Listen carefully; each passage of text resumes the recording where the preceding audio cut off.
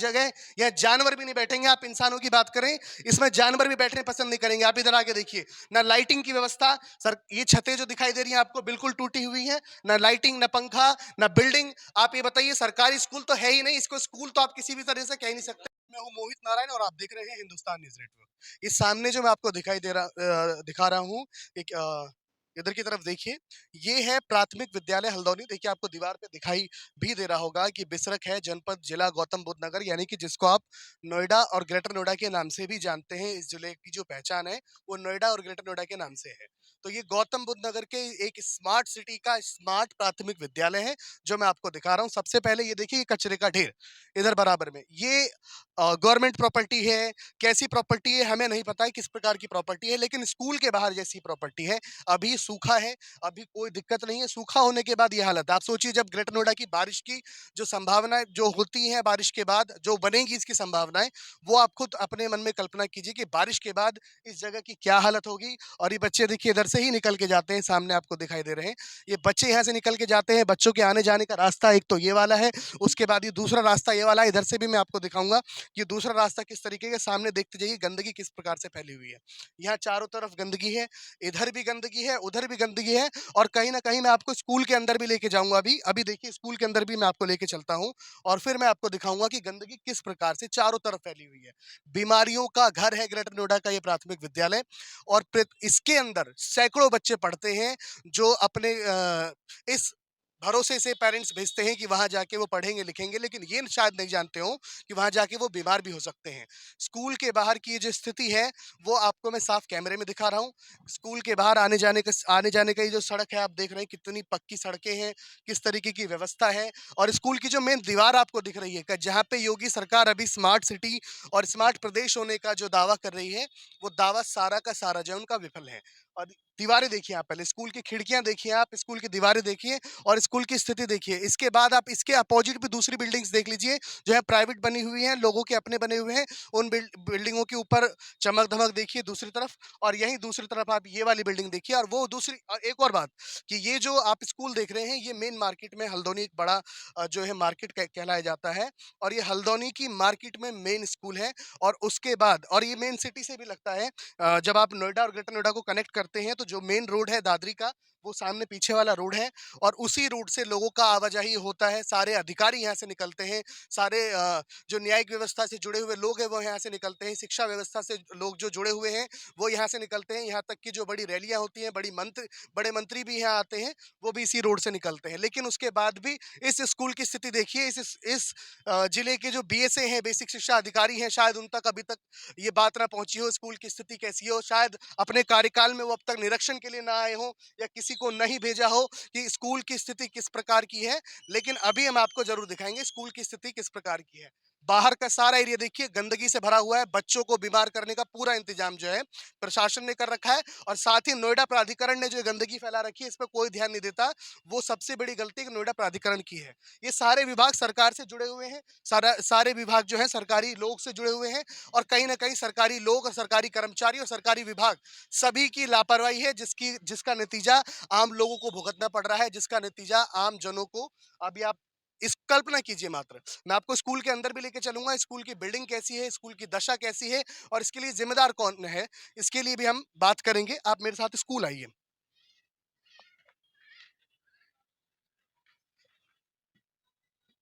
आप अंदर आइए हमारे साथ। ये है ग्रेटर नोएडा स्मार्ट सिटी का स्मार्ट स्कूल। आप देख रहे हैं, स्थिति देखिए, ये पानी का बहाव, बच्चे वहां बाहर बैठे हुए हैं, पंखों की क्या स्थिति है, क्या कुछ है, वो सब हम आपको इस स्कूल में दिखाएंगे। अंदर आइए, हम आपको पहले क्लासेस दिखाते हैं कि क्लासेस क्या है, गर्मी कितनी भीषण है आप जानते हैं। और उसके बाद यहाँ जो ये मेरे हिसाब से प्रिंसिपल ऑफिस है, और मैम के ऑफिस में पंखा नहीं चल रहा। आप अंदर आके देखिए, अंदर मैं कैमरा लेके जाऊंगा। गर्मी किस स्थिति में प्रिंसिपल ऑफिस में फैन नहीं चल रहा, ये फेलियर किसका है? ये मेरे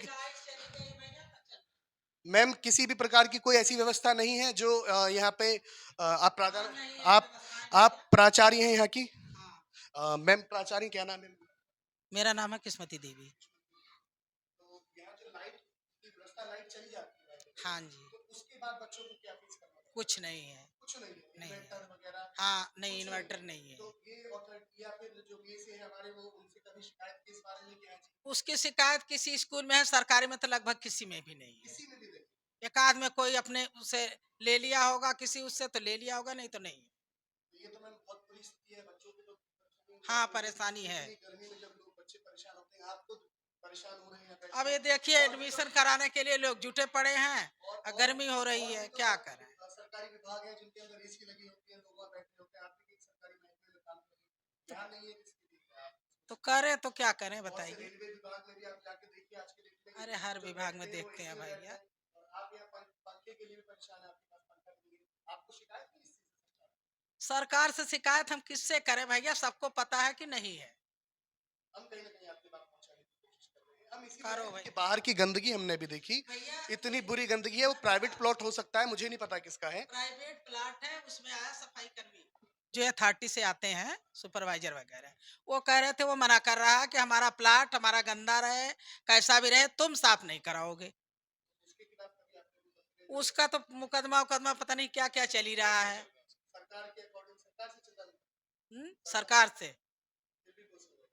मैं फिर भी आपको एक बार पूरे स्कूल की झलक दिखाऊंगा। ये ग्रेटर नोएडा, जिसको योगी जी बताते हैं कि स्मार्ट शहर है उत्तर प्रदेश का, और यहाँ का एक तरीके से गोल्ड माइन मानिए, उत्तर प्रदेश का गोल्ड माइन नोएडा और ग्रेटर नोएडा को कहते हैं, क्योंकि सबसे ज्यादा जो अर्निंग होती है सरकार को, कहीं ना कहीं यहीं से होती है। और ये जो मॉडल वो बता रहे हैं शिक्षा के लिए, वो शिक्षा का मॉडल मैं आपको दिखा रहा हूँ कि क्या मॉडल चल रहा है। यहाँ बच्चों की स्थिति देखिए, बच्चे गर्मी में बाहर बैठे हुए हैं, सारे के सारे बच्चे गर्मी में बाहर बैठे हुए हैं।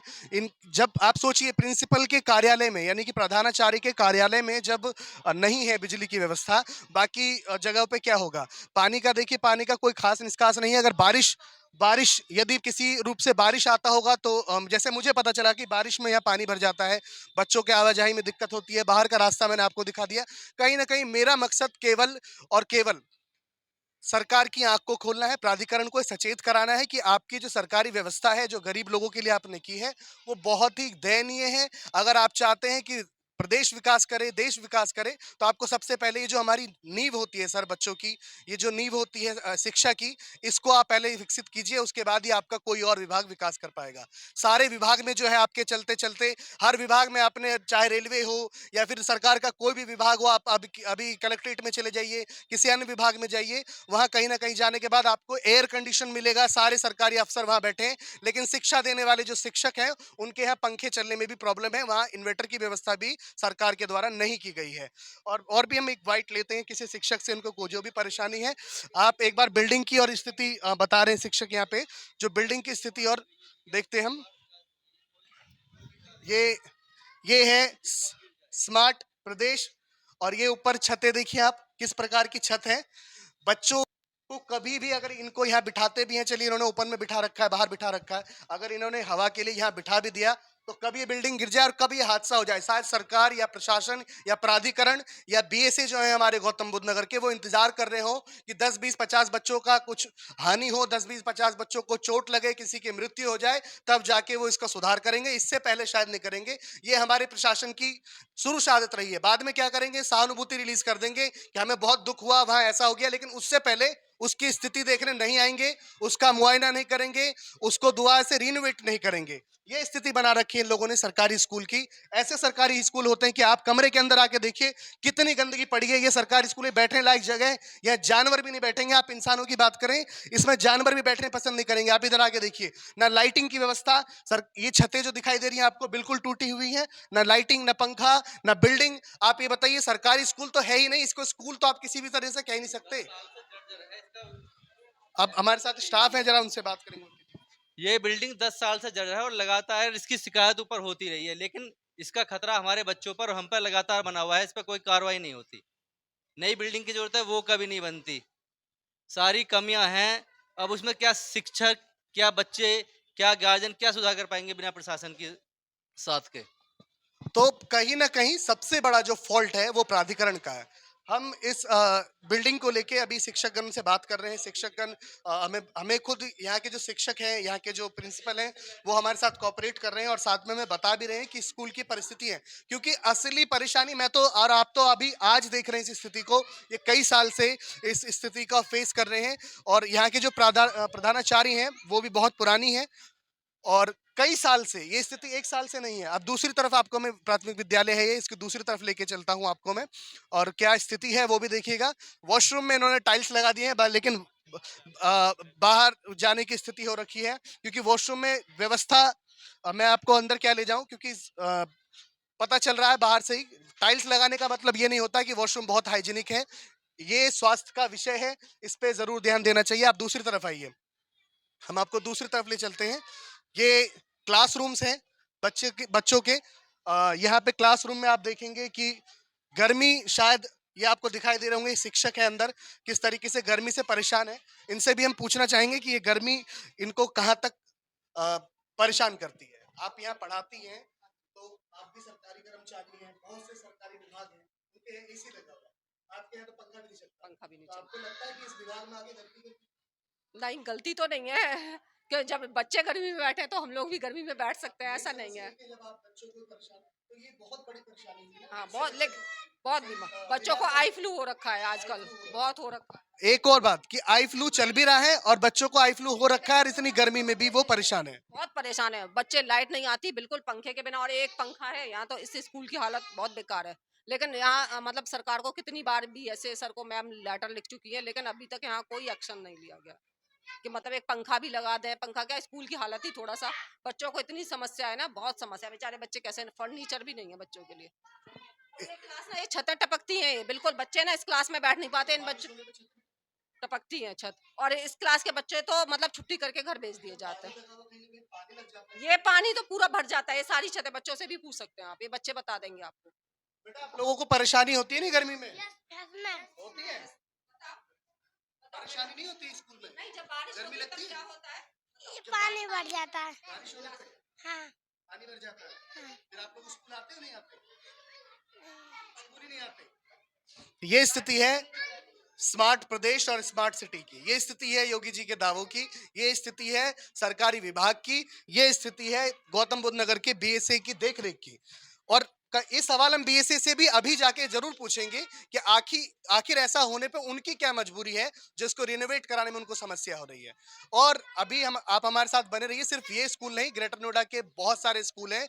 आप ये सोचिए, दिल्ली एनसीआर में लगता है राष्ट्रीय राजधानी से सटा हुआ प्रदेश है और सटा हुआ ये सिटी है, उसके बाद भी इसमें क्या स्थिति है स्कूल की। वहीं आप दिल्ली मॉडल स्कूल्स की बात करते हैं कि हम उनसे बेटर बनाएंगे, आप दिल्ली स्कूल्स को जाके देखिए, उसके बाद आप इस स्कूल को आके देखिए, आपको बहुत सारी जो डिफरेंसेस है बीच में वो दिखाई देंगी। और कहीं ना कहीं इसमें सबसे बड़ा फेलियर जो है वो गवर्नमेंट की व्यवस्था का है। अगर गवर्नमेंट की स्ट्रिक्टनेस सारे विभागों पे सही रहे तो ये कहीं ना कहीं कामयाब होगा। आप देख भी रहे, सभी देख रहे हैं, कई बार शासन प्रशासन से बोल चुके हैं पर कोई सुनवाई नहीं हो पाती। जब भी कुछ बोलते हैं ना तो कोर्ट में केस चल रहा है, सरकार करेगी, तो कोर्ट में भी केस चल रहा है, सरकार करे कब तक करेगी, कुछ भी आश्वासन नहीं है। 8-10 साल से स्थिति तो और ज़्यादा बेकार है। और जब आज तो आप फिर भी सूखे में, अगर किसी दिन बारिश का पानी हो तो आप देखो यहाँ बैठने की स्थिति भी नहीं रहती है। मैं एसएमसी अध्यक्ष हूँ, मेरी पत्नी एसएमसी अध्यक्ष में पति हूँ उनका।